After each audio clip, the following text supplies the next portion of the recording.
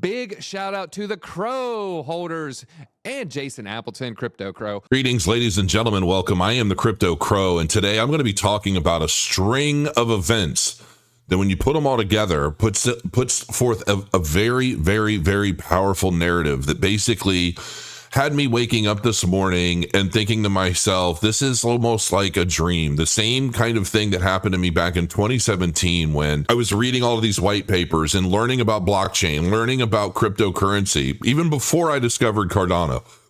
And I woke up in kind of this manic emotional fit where everything was just clicking with me. And I got so emotional because I feel like I saw the future. And I know that this may sound crazy, but I felt like it was all making sense. And I was legitimately seeing the future.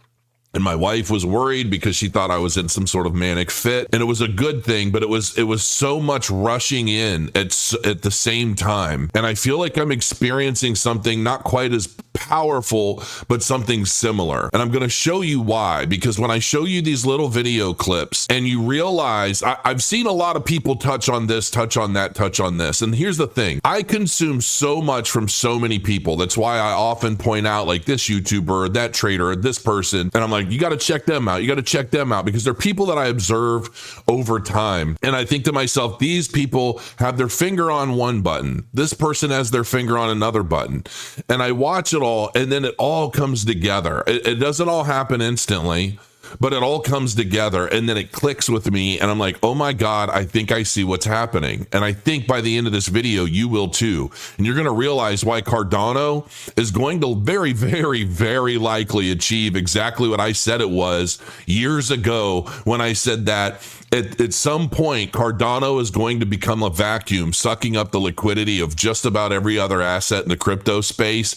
And if it's not number two, it will very likely at least end up as number 3 in the total market cap. And we're going to find out why right now.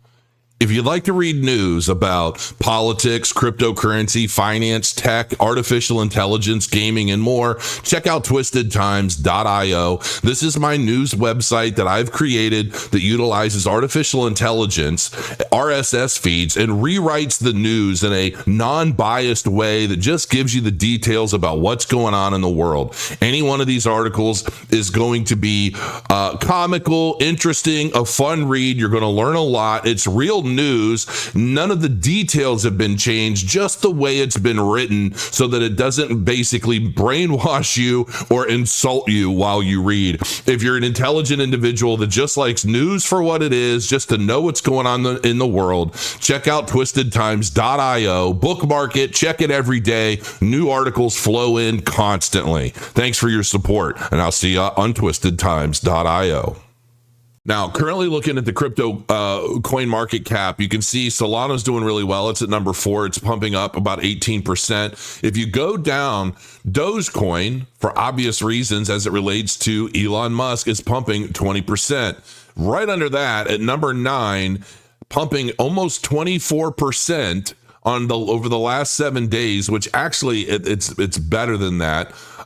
Because you can look at this chart I'm going to show you. It's currently trading at about 44 cents. It was up to as much as 26 cents.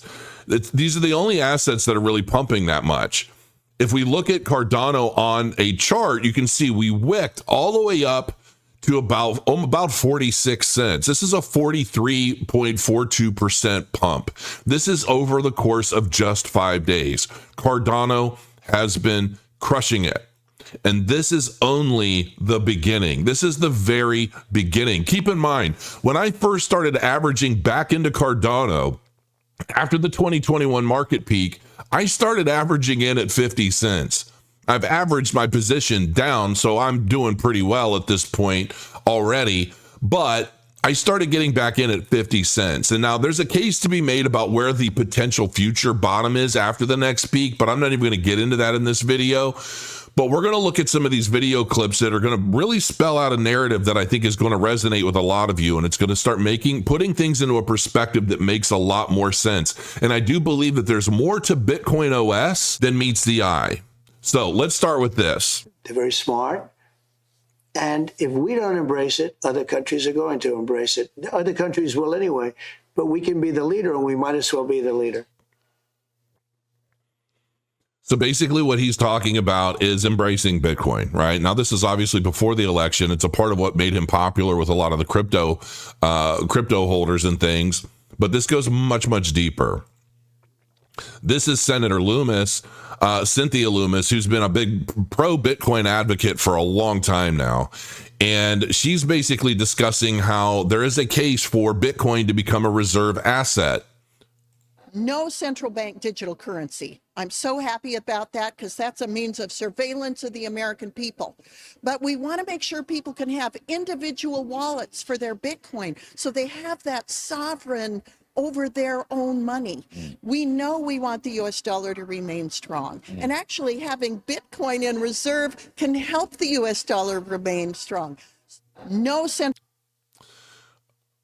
We are going to build a strategic Bitcoin reserve. We are going to build so this was on 11/6, so this was 2 days ago.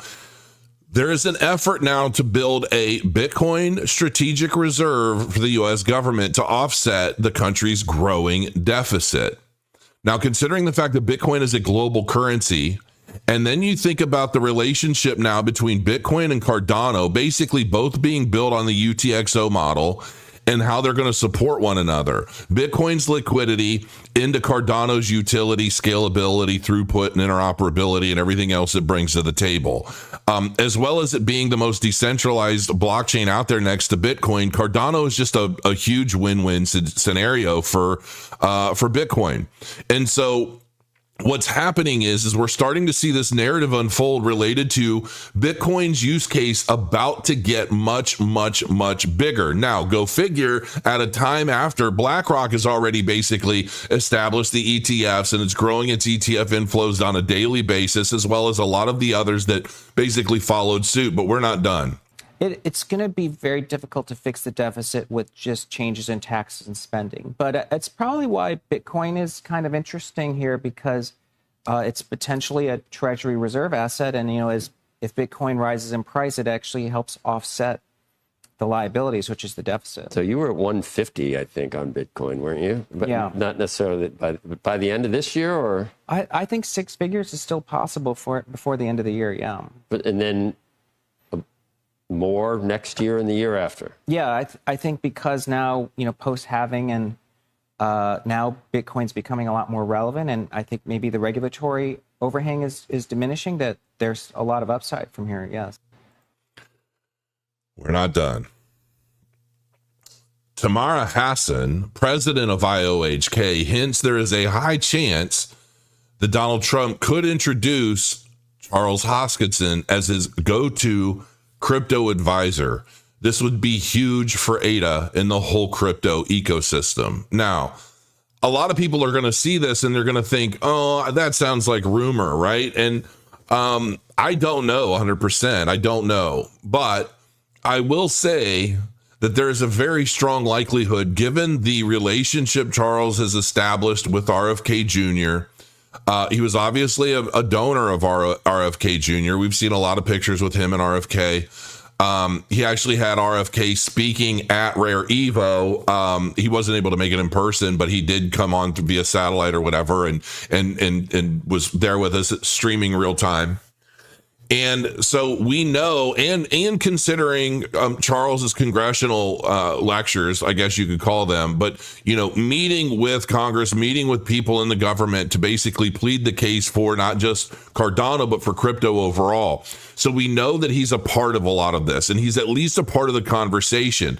And I don't think that tomorrow would be saying something like this just off the cuff to put out like false narratives. I just don't see how that would be ultimately helpful long term. And if we think about anything Cardano does, they're never looking at today. They're never looking at anything from the perspective of, yeah, we're going to do this today. We're going to get everybody pumped up for no reason, just to jack the price up and then just let the truth unfold and it become a lot of nonsense. That's just not the way Cardano's ever operated. The volatility on this thing is way too high for anybody to call that a savings account. I mean, you may like it, but I think that's a bridge too far right now, isn't it? Over the last 30 years, the US dollar has lost 50% of its purchasing power. So in my lifetime, $1 now buys you 50% or 50 cents of service and goods. And so when you think about that, the most volatile asset that most people hold is the dollar, and they're on the wrong side of volatility. Bitcoin, on the other hand, over a long period of time appreciates. And so the best statistic to look at this is in 2016, the average median home was about $380,000. I'm sorry, $280,000. Today, it's over $400,000. Right. So 50% increase in the average home in America. During that same 8-year period, it used to cost. And I will say this is fact, because my wife and I, our very first home that we bought when we were married, it was our starter home. I think it was $175,000. And I just, out of curiosity, went back and checked, and it is in fact almost, I think it was close to $300-something thousand now. So he knows what he's talking about. Pompliano is correct. Cost 664 Bitcoin to buy that home. Today, it costs 6 Bitcoin. It has been a 99% reduction in the cost of a home in America if you held Bitcoin. And so another way to think about that is if you had about $5,000 of Bitcoin in 2016, today it could buy you a house. But depending on. So that's exactly true. There's so much more to this. Don't worry. But one of the things that I wanted to point out is basically the plan for making Bitcoin a reserve asset is I guess the government wants to start buying up like 200,000 Bitcoin at a time. And knowing that, considering it's a major global currency, that we already know that like China and Russia and other countries have been accumulating, obviously seeing the power. For whatever reason, the administration currently in power thought, well, we're going to go completely against all that because to me, it makes absolutely no sense at all. But that's what they've been doing. And now we're about to like hit the brakes and go in full speed reverse. People understand smart contracts on Ethereum. They understand smart contracts on Cardano. On Bitcoin, though, how are you guys able to achieve this? What we've managed to do is a fundamental technological breakthrough where we've been able to create the ability to verify a new kind of cryptography called zero-knowledge proofs, or ZK technology, on Bitcoin. And then what that allows us to do is it allows us to take any kind of computation, condense it, compress it into a zero-knowledge proof, and then write that zero-knowledge proof to Bitcoin, verify it, and execute it on Bitcoin. So what that means is that you can now have any computation in any external environment to Bitcoin being secured and executing on the Bitcoin network. How this matters for Cardano is a massive compute system that exists outside of Bitcoin. And for the first time ever, we're giving Bitcoin the brain and the eyes to see what is happening on the Cardano ecosystem and actually start to secure activity on the Cardano ecosystem with Bitcoin. And maybe even more exciting, that you can be building dApps on Cardano which execute on Bitcoin. This is Encryptus, and I'm bringing this up because this is a licensed and transparent approach to crypto assets. This is an institutional play. This is serving diversified institutions. No matter which industry our clients are from, they can either use our services on our website or they can duplicate our ecosystem in their business. This is all about institutional things like remittance and other systems. Now, I want to go into this, and then we're going to kind of bring this home, and this shouldn't be a very long video, but I want to play just the very beginning of this. There's so much more, and I encourage you all to watch this, but this is dApp Central, and I really want you to pay attention to this. The unique use case for USDA is remittance anywhere in the world. That's where we partnered with Encryptus. That means you can send ADA and you can off-ramp in 80 countries faster, cheaper than Wise. So we are literally talking a competitor of SWIFT. Short-term focus is basically launching all the things we said, right? USDA, Kinka, gold-backed, but also becoming the platform of choice for any kind of tokenization in a regulated way. Long-term, all of it becomes interoperable. Not only product suite from Emergo, each and every product from Cardano, because we have to enable our products to start thinking global. We need to start thinking global. And that's exactly what this is talking about. He mentioned Kinka and a partnership with Kinka, powered backed by gold. So what we're basically seeing play out is a narrative associated with using Bitcoin as a reserve asset for the United States to offset the deficit that has been expanding. And we're at a point now where the interest alone on the current national deficit is larger than the entire military budget, right? So it's getting to the point where we have to make some dramatic changes. And one of those dramatic changes, of course, is I believe we're going to create this reserve asset out of Bitcoin. But at the same time, while that is continuing to move forward, then we have the Bitcoin OS narrative that basically brings Cardano smart contract functionality, interoperability, and such into the Bitcoin ecosystem. Because there was a video recently that was talking about how when Bitcoin OS launches, and if just 1% of Bitcoin's liquidity goes into Cardano, that we will effectively 40x the current TVL of Cardano. And there is no other, I'm sorry, but whether you're talking meme coins or there's no other narrative around any crypto asset today that is more powerful and, to be real honest, more potentially lucrative than the one established between Bitcoin, Cardano, and the current state of how we're transitioning the U.S. government to basically benefit from both of them.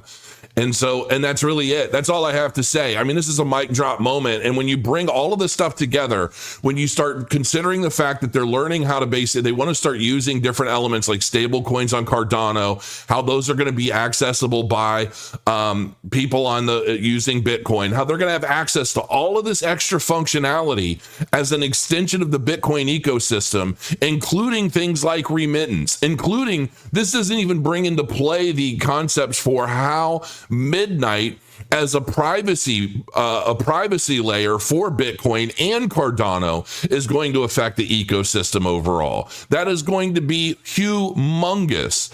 So, I mean, listen, when you start seeing Cardano continue to pump, continue to move, I mean, if you look at the charts, I mean, realistically, let's just look at this real quick on a weekly candle. Okay, because we're in a very similar situation to where we were back here, but you can see this was the point of Bitcoin's halving in the 2020 time frame, and from here we started to move up. Well, we got that pump before the halving this time because of the ETFs, and it basically drove up Bitcoin's price as well as Cardano, and then of course we came all the way back down, and we set a new higher low where we basically went sideways and consolidated for a while, preparing and pulling that slingshot back before we released and we started really moving up substantially. But you can see here, this is January, February of 2023. We got a little bit of a pump mid-market, and it was basically a 98% pump right there before we basically sat down and we touched on a new bottom before we started to rise up in March because of the ETFs. So if we look at very similar price action right now, we are at a position where just in a very limited time frame, this is on a weekly candle here, but on a very limited time frame, the first rally, the first major pump was right here in May. And this was after Bitcoin's original Pi cycle top crossover, where I basically called the first peak of the Bitcoin market. And a lot of people were just hating me. But I'm like, this is where that crossover happened before we basically started moving into a second peak, which I also called later that afternoon. I don't think we're going to have a 2-peak cycle this time around. I really don't. I think we're going to have something more akin to like 2013, 2017, where there's so much power, narrative, certainty. The regulatory systems are going to be changing. There's so much that's going to be happening in favor of crypto that I could actually see this being more of an elongated bull peak, a bull market than we're used to seeing. And I think that that's going to play out in a significant way. And it's also, in my final note for this, as it relates to Cardano and other assets in the blockchain space, We could very well, and I've said this now for years, I've never really been sure what market this would really transcend, how we do things or how these market cycles operate. But if depending on what happens with Bitcoin, or depending on what happens as a reserve currency or a reserve asset, depending on how the regulatory structure starts to change with this pro-crypto administration, with so many people that are going to be a part of this administration that are pro-crypto, and what that means for the bull and bear markets, we may not see a big dump. We may not. And if we do, maybe it takes a while longer. A lot of people are projecting that, we're not going to see a peak in the market until 2026. I'm seeing that narrative. But what I'm really seeing is that we don't necessarily see a peak as much as we see, we'll probably get that pi cycle crossover that would indicate, but it would indicate that the bull market is over for Bitcoin, which then all of that liquidity rushes into the altcoin market. But now, by this point, Bitcoin's going to have a direct entry directly into Cardano without having to go through exchanges. You're selling this, you're selling that, and then you're buying this, and you're eating the fees all the way through. It's just going to be like that. So that is going to drive Cardano's value up substantially all throughout different points of exit, as the Bitcoin maxis and the Bitcoin folks are looking to capitalize on that peak of Bitcoin and then start filtering into the altcoin market. Well, now they're not going to have to look any further than the next room. They're not going to have to get in their car and drive around and take an Uber to get to where they need to go. They're just going to basically have to look over their shoulder and throw some Bitcoin at it and basically accumulate even more Cardano to get that altcoin market pump that we know and we expect at the peak of every Bitcoin peak. So there's just so much that's happening, folks, and I'm going to do my best to try and stay on top of it all and really kind of make things, put things into perspective for you guys. And until next time, crow your coins. Thanks for joining me, and enjoy the hell out of your weekend, because I know I sure as hell am. See you soon.